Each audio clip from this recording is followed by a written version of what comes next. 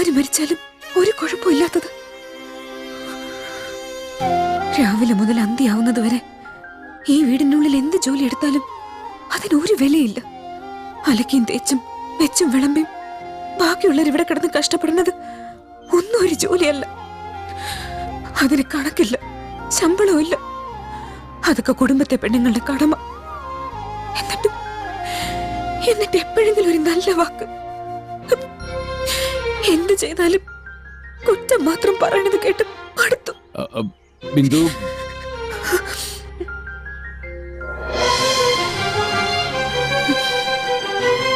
ഞാൻ തുടങ്ങാൻ പോണേ ഉള്ളൂ.